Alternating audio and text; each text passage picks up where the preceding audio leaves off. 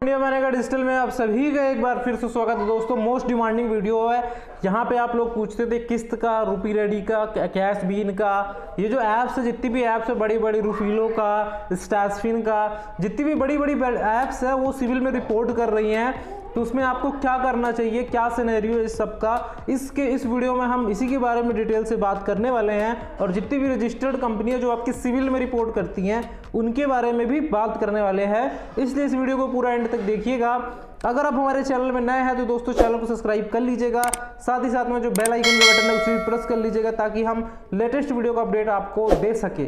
ठीक है, तो दोस्तों यहाँ पे मैं बताने वाला हूँ, सबसे पहले बात कर लेता हूँ लोन ऐप्स का। ऐसी लोन ऐप्स जो आपके सिविल में, तो होता है क्या है, यहाँ पे बैंकिंग सिस्टम भी यही कह रहा है कि जब आप बड़े बैंक से लोन लेने जाओगे, ठीक है, तो होगा क्या, वो आपका मेन सिविल पे फोकस करते हैं, वो आपका एक्सपीरियंस सिविल नहीं देखेंगे, वो आपका ट्रांस यूनियन सिविल देखते हैं। जी हाँ दोस्तों, आपका वो ट्रांस यूनियन सिविल देके बड़ा लोन देते हैं। अगर फिर भी आपको लोन लेना है तो आपको, अगर आपका सिविल डाउन कर देती है ये लोन ऐप्स, इन लोन ऐप्स की वजह से अगर आपका सिविल डाउन हो जाता है तो इसके बाद आपको थोड़ा सा यहाँ पे प्रॉब्लम हो सकती है। मैं डरा नहीं रहा, मैं आपको समझा रहा हूँ, बिकॉज यहाँ पे बैंकिंग सिस्टम से मेरी अभी बात हुई है तो उन्होंने कहा है कि आपको एनबीएफसी से लोन जरूर मिल जाएगा। ऐसा नहीं है, अगर आपका सिविल डाउन होता है या फिर आप सेटलमेंट कराते हो बड़े से बड़े लोन का, अगर आपके सिविल में भी शो करता है तो आपके एनबीएफसी, आपको जो है एनबीएफसी के थ्रू लोन मिल जाएगा। लेकिन आपको पता है कि जो एनबीएफसी होती है वो हाई इंटरेस्ट पे लोन देती हैं। ठीक है, पहला सीन तो ये। अब बात आती है कि लोन ऐप्स का क्या सीन है। ठीक है, तो दोस्तों जो भी लोन ऐप सिविल में रिपोर्ट कर रही है, अगर आपने कोई नया लोन लिया है, पुराने लोन की बात नहीं कर रहा हूँ, आपने नया लोन लिया है, आपने सारी चीज़ें देखते हुए ली है, पूरा एग्रीमेंट लेटर देखते हुए, अगर आपने लिया, आपने देखा है कंपनी रजिस्टर्ड है नहीं देखा है, मतलब अगर आप कंपनी के बारे में सब जानते हुए भी आपने लोन लिया है और वो कंपनी अगर आपके सिविल में वो रिपोर्ट कर रही है, तो अगर आप डिले करते हो तो सिविल ऑटोमेटिकली वो रिपोर्ट होता है। जी हाँ दोस्तों, वो सिविल क्या होता है कि जैसे कि आपने जितने भी दिन का टेन्योर का लोन लिया है उसके बाद वो ऑटो अपडेट होता है। कोई सिविल जाके वहाँ खराब नहीं करेगा आपका, ऑटोमेटिक वो डिफॉल्ट में आ जाएगा जब आप उसको पे नहीं करोगे। ठीक है, अब मैं बात कर लेता हूँ ऐसी लोन ऐप्स का करना क्या है जो सब जानते हुए भी आपने लिया है क्योंकि आपको बहुत ही ज़्यादा अर्जेंट थी, ज़रूरत थी। फिर हम आएंगे जो हैरासमेंट वाली जो सीन है उसके बारे में भी इस वीडियो में बात करेंगे, लेकिन अभी मैं बात कर रहा हूँ जब आपने सब जानते हुए भी लिया उसके बारे में बात कर रहा हूँ। ऐसे केसेस में दोस्तों अभी बहुत सारी प्रॉब्लम्स लोगों को ये आ रही थी कि उनके पास प्रॉपर सोर्स ऑफ इनकम नहीं था, उनको टाइम चाहिए हुआ था। तो अगर आपको टाइम चाहिए, ठीक है, तो उसके लिए मैं अलग से बता रहा हूँ। अगर आपको टाइम चाहिए, अगर आपको इन लोन ऐप से टाइम चाहिए और आप चाहते हो कि आपका सिविल डाउन ना हो, ठीक है, तो आपको ऐसे केसेस में यहाँ पे ऐप्स वालों से बात करनी होगी कि हमारी ऐसी फाइनेंशियली कंडीशंस है, हमें टाइम चाहिए और हमारी अभी 1-2 महीने तक सैलरी नहीं आ रही, मेरे पास कोई सोर्स ऑफ इनकम नहीं है और मेरे पास पेमेंट मैं अभी नहीं कर सकता हूँ, लेकिन मैं यही चाहता हूँ कि मेरा सिविल इसकी वजह से इम्पैक्ट ना हो। मैं दोस्तों ऐसी, अभी मैं वो बात बिल्कुल नहीं कर रहा हूँ हैरेसमेंट से रिलेटेड, अभी मैं बात कर रहा हूँ ओनली आपके सिविल से रिलेटेड। अगर आपको अपना सिविल सही रखना है और आप चाहते हो, अगर आप लोन का पेमेंट करना चाहते हो लेकिन अभी आपके पास अगर लोन का पेमेंट देने के लिए पैसे नहीं हैं, तो आपको ऐसे केसेस में उनसे बात करनी है। और बहुत सारी जो ऐप्स से देखा है मैंने कि वो लोग क्या करते हैं, उस लोन अमाउंट को ब्रेक करके आपको टाइम बढ़ा देते हैं, उसको एक ईएमआई में कन्वर्ट कर देते हैं ताकि आप इसको इजीली पे कर सको। यहाँ पे मैं कंपनी की अच्छाई की भी बात नहीं कर रहा हूँ, मैं आपको एट द एंड जो फाइनल सच्चाई है वो बताने की कोशिश कर रहा हूँ। आपका सिविल बहुत ही इंपॉर्टेंट होता है। ठीक है, आपका सिविल इन लोन ऐप्स के चक्कर में, छोटे मोटे लोन ऐप्स के चक्कर में सिविल डाउन मत करिए क्योंकि फ्यूचर में इसका इम्पैक्ट दिखता है। अभी आपको इम्पैक्ट नहीं दिखेगा लेकिन इसका इम्पैक्ट फ्यूचर में दिखेगा। और मैं उन लोगों की भी बात नहीं कर रहा हूँ जिनके साथ हैरेसमेंट हुई है, मैं उन लोगों की बात कर रहा हूँ ओनली जिन लोगों ने सारी चीज़ें देखते हुए भी लोन लिया है। ऐसे केसेस में आपको ऐसा करना है। अब पहली चीज़ तो ये करनी है। दूसरी चीज़ आती है दोस्तों पेनल्टी की। ठीक है, तो अगर आपकी फाइनेंशियली कंडीशन ख़राब थी जिसकी वजह से आप पे नहीं कर पाए, अगर आपकी प्रॉब्लम जेन्युइन थी, तो ऐसे केसेस में बहुत सारी लोन ऐप्स, बहुत सारी कंपनियां आपकी पेनल्टी हटाने के लिए तैयार होती हैं। उसके लिए आपको उनसे प्रॉपर तरीके से रिक्वेस्ट करना होता है, उनको मेल करना होता है। ठीक है, तो आपको प्रॉपर उनके वेबसाइट में या फिर उनके ट्विटर हैंडल में उनकी मेल आईडी मिल जाएगी। और अगर आप चाहते हो कि जो मेरा अमाउंट है पेनल्टी की वजह से बहुत ज़्यादा कर दिया है, आपकी प्रॉब्लम जेन्युइन है, तो आप उनको ट्विटर में जो है डायरेक्ट मैसेज करिए। बहुत मेरे पास ऐसी कंप्लेंट्स आई थी कि सर, कंप्लेन नहीं आई थी एक्चुअली, मैं रिक्वेस्ट आई थी कि हमारा किस्त का लोन अमाउंट 5 से 6 हज़ार रुपये था, उसको बढ़ा करके 10,000 कर दिया गया है और मैं सिर्फ इतना पे कर सकती हूँ, तो मैं क्या करूँ। ठीक है, तो ऐसे केसेस में बेस्ट ऑप्शन होगा आप उनको ट्विटर में डायरेक्ट मैसेज करिए। ठीक है, ट्विटर में आप उनको डायरेक्ट मैसेज करके रिक्वेस्ट करिए और कुछ ना कुछ आपको रेजोल्यूशन जरूर मिलेगा, बजाय इसके कि आप वेट करो कि कुछ हो सके। तो ऐसा नहीं, आपको कुछ ना कुछ स्टेप्स लेने पड़ेंगे। यहाँ तक कि अगर आपका बैंक का भी लोन है ना, तो आपको बैंक मैनेजर से मिलना पड़ेगा जाके, तभी फाइनल रेजोल्यूशन होगा। मैं आपको एक सॉल्यूशंस की बात कर रहा हूं। अब बात आती है दोस्तों ऐसी लोगों की जिनके साथ इन लोन कंपनी ने हैरेसमेंट करी है। ठीक है, पास्ट में हैरेसमेंट करी है। ठीक है, तो ऐसे केसेस में क्या करना है, ऐसे केसेस में उनका एक पोर्टल होता है, वेबसाइट में उनका एक मेल आईडी होता है। देखो आरबीआई भी यही कहता है कि अगर आप आरबीआई में कंप्लेन करना चाहते हो तो पहले आपको उस कंपनी के जो हेड है उन पे मेल करना होगा, मैनेजर पे मेल करना होगा। अगर उसका 30 दिन के अंदर उसका रिवर्ट नहीं आता है उस मेल का जो आपने कंप्लेन करी है बैंक को, एनबीएफसी को, अगर वो लोग रिप्लाई नहीं करते हैं तो उसके बाद हमारे पास आप आइए और हमें आपको वो कंप्लेन कॉपी भी दिखानी पड़ेगी कि आपने वाकई में उनको 30 दिन के अंदर करा था या नहीं करा था, कि आप हमारे पास डायरेक्ट आ गए।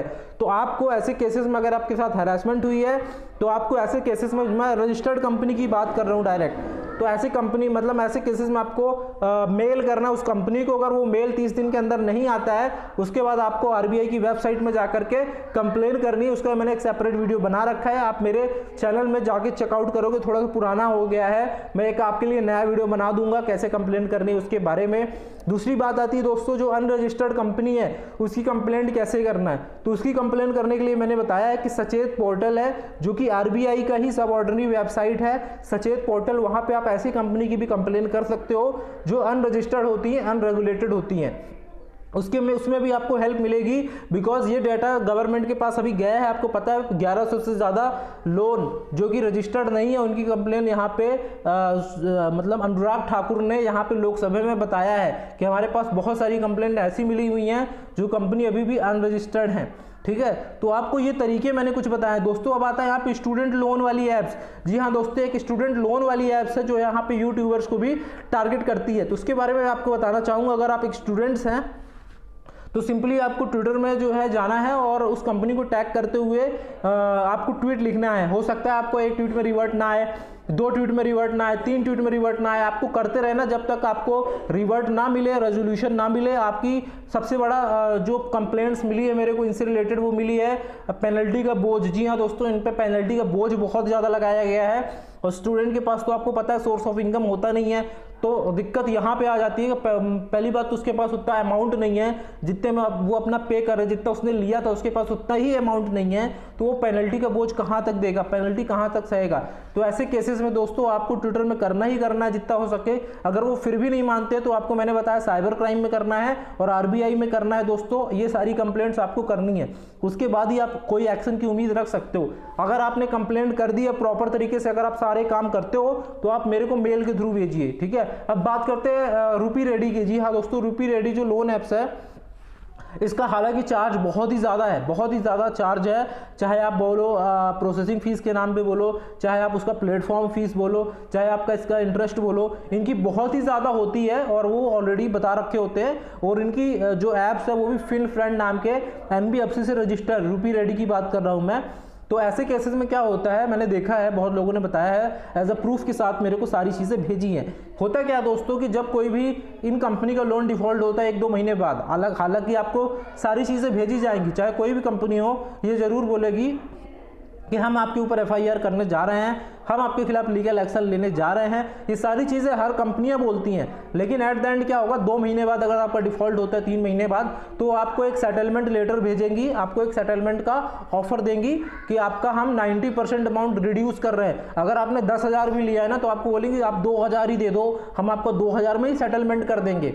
मैं बात कर रहा हूँ इन कंपनी की, जिस कंपनी का मैं अभी नाम बता रहा हूँ, ठीक है, जो रजिस्टर्ड होती है बड़ी बड़ी, जिनका चार्ज बहुत ही ज़्यादा होता है, उनकी बात कर रहा हूँ मैं।